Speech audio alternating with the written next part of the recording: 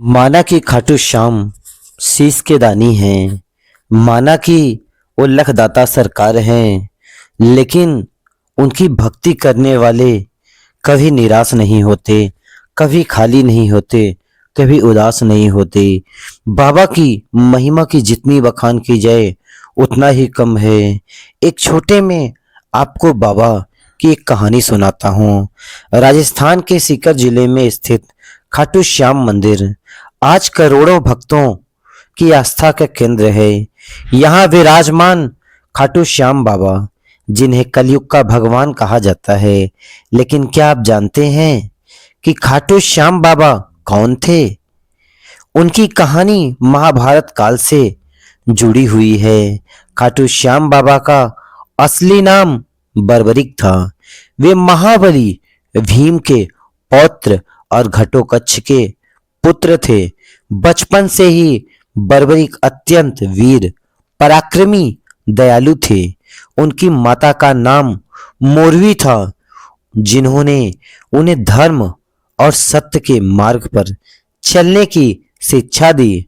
बर्बरिक ने भगवान शिव की कठोर तपस्या कर 3 अमोघ बाण प्राप्त किए और उनकी दादी माँ हिडिंबा ने प्रभु की तप जप करने की प्रेरणा दी।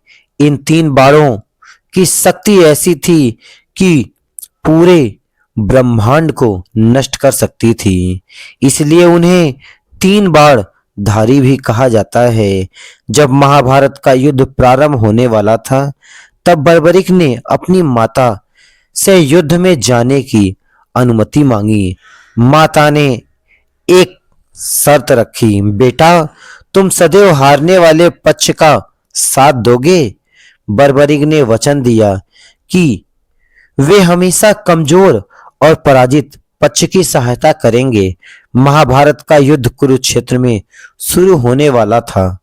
उस समय भगवान श्री कृष्ण ने सोचा कि यदि बर्बरिक युद्ध में शामिल हो गए तो उनके 3 बाणों के कारण पूरा युद्ध कुछ ही क्षणों में समाप्त हो जाएगा, क्योंकि वे जिस पक्ष को कमजोर देखेंगे उसी का साथ देंगे और अंत में केवल वही अकेले बचेंगे। तब भगवान श्री कृष्ण ने अपना वेश बदला और एक ब्राह्मण वेश में आए परीक्षा लेने के लिए।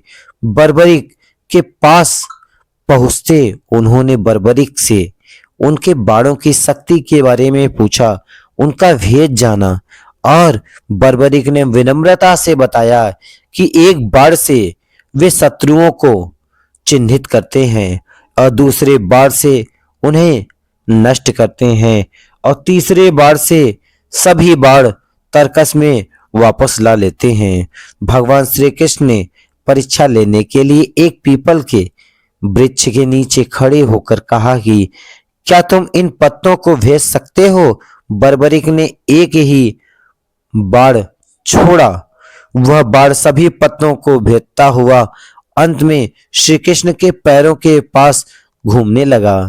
तभी श्री बर्बरिक ने कहा कि प्रभु अपने चरणों को हटाइए, एक पत्ता आपके चरणों के नीचे है।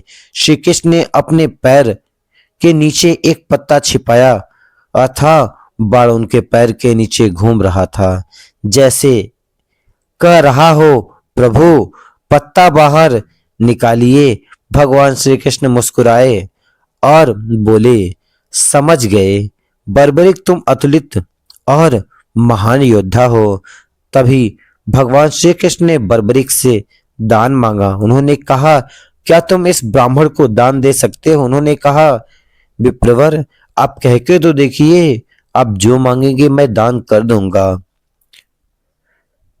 बर्बरिक ने कहा, ब्राह्मण देव, जो भी आप मांगेंगे मैं अवश्य दूंगा। भगवान श्री कृष्ण ने उनका शीश मांग लिया। यह सुनकर बर्बरिक एक क्षण भी नहीं सोचे, न चौंके, न शंका किए, लेकिन उन्होंने अपने वचन का पालन किया। उन्होंने कहा, मैं अपना शीश अवश्य दूंगा, लेकिन मेरी एक इच्छा है, मैं महाभारत का युद्ध देखना चाहता हूँ। भगवान श्री कृष्ण ने प्रसन्न होकर उन्हें वरदान दिया कि उनका शीश एक ऊंचे स्थान पर स्थापित किया जाएगा, जहां से वे पूरा युद्ध देख सकेंगे। बर्बरिक ने अपना शीश दान कर दिया, तभी से वे शीश के दानी कहलाए। युद्ध समाप्त होने के बाद पांडवों में विवाद हुआ कि विजय का श्रेय किसे दिया जाएगा, किसे मिलना चाहिए। तब भगवान श्री कृष्ण ने कहा कि इसका उत्तर बर्बरिक का शीश देगा, क्योंकि वही संपूर्ण युद्ध का साक्षी था। जब बर्बरिक से पूछा गया तो उन्होंने उत्तर दिया, मैंने तो हर जगह केवल श्री कृष्ण के सुदर्शन चक्र को ही घूमते हुए देखा। विजय का श्रेय केवल उन्हीं से है। यह सुनकर सभी पांडव नतमस्तक हो गए। भगवान श्री कृष्ण ने बर्बरिक को आशीर्वाद दिया कि कलयुग में वे श्याम नाम से पूजे जाएंगे और जो भी सच्चे मन से उन्हें पुकारेगा उसकी मनोकामना पूर्ण होगी। समय बीतता गया। कहा जाता है कि बर्बरिक का शीश राजस्थान के खाटू गांव में जमीन के नीचे दबा मिला। जब वहां खुदाई हुई तो दिव्य शीश प्राप्त हुआ। उसी स्थान पर भव्य मंदिर के नाम से बनाया गया, खाटू नाम से भव्य मंदिर बनाया गया। आज लाखों श्रद्धालु खाटू श्याम बाबा के दरबार में अपनी अर्जी लेकर आते हैं। जब फाल्गुन मास एकादशी आता है, यहाँ भक्तों की भीड़ बढ़ जाती है। भव्य मेला लगता है जिसमें देश विदेश से भक्त शामिल होते हैं। माना जाता है कि जो सच्चे मन से श्री श्याम जी का नाम लेता है, जय श्री श्याम कहता है, उसकी हर मनोकामना पूर्ण होती है, पूरी होती है। खाटू श्याम बाबा की यह कथा हमें सिखाती है कि सच्चा बल त्याग और समर्पण में है। बर्बरिक ने अपने वचन की रक्षा के लिए अपना शीश दान कर दिया। यही कारण है कि आज वे कलयुग के देवता के रूप में पूजे जाते हैं। बोलो हारे के सहारे खाटू श्याम बाबा की जय। जय श्री श्याम। श्याम नाम एक ऐसा मंत्र है जिसे जपने से, जिसे सुनने से, जिसे लोगों को बताने से आपके जीवन में आने वाली सभी बाधाएं दूर हो जाती हैं। श्याम नाम एक ऐसा अमृत का रस है जिसे जितना ही रसपान किया जाए उतना ही कम है।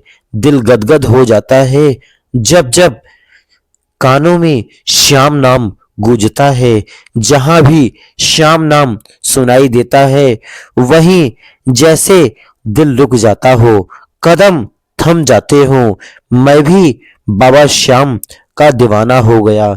जब से मैंने बाबा के नाम को सुना है, जाना है, महिमा को पाया है, मैं दीवाना हो गया और बाबा श्याम की कृपा मुझ पे बरसने लगी और मैं सदा जय श्री श्याम कहूंगा। जय श्री श्याम।